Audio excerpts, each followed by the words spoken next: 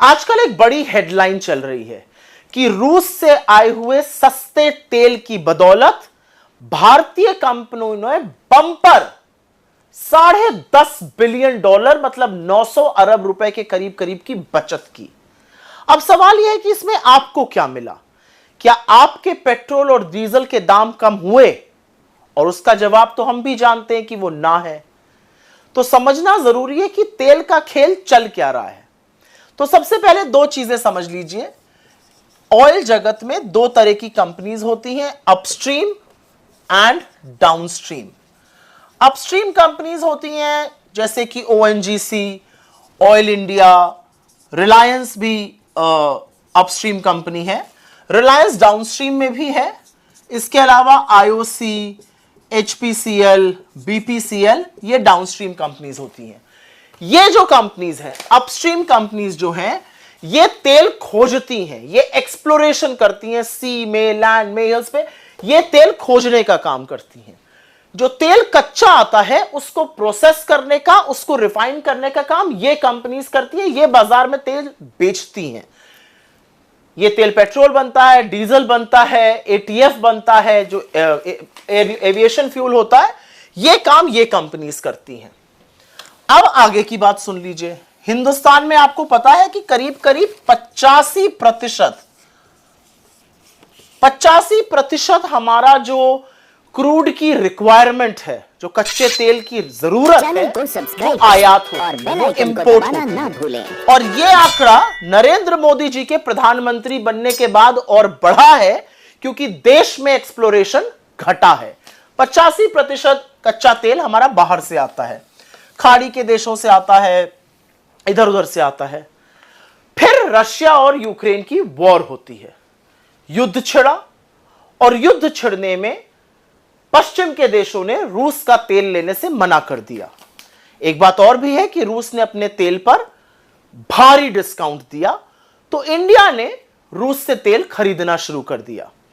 रूस सस्ता तेल इंडिया को बेच रहा था, और इतना तेल आ रहा है रूस से कि रूस जो कभी बड़ा मामूली सा खिलाड़ी होता था, आज मतलब हमारे ट्रेडिंग में, आज हमारे ट्रेडिंग पार्टनर्स की टोली में शामिल हो गया। हमारे और उनके बीच सबसे बड़ी कमोडिटी ऑयल की ट्रेड हो रही है।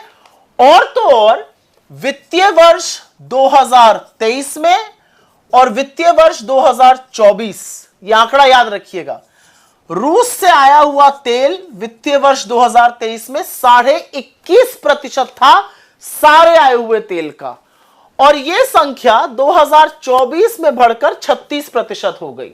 जहां तक मेरी याददाश्त है, मुझे लगता है 223 मिलियन टन तेल हमने आयात किया था वित्तीय वर्ष 2024 में, उसमें से 36% अकेले और अकेले रूस से आया था। एक बात और भी है कि रूस जो है तेल जो हमें दे रहा है, वो बाकी जगहों से आ रहा है, वो 10 से 12% उसका दाम कम है। रूस हमें कम दाम पर तेल बेच रहा है।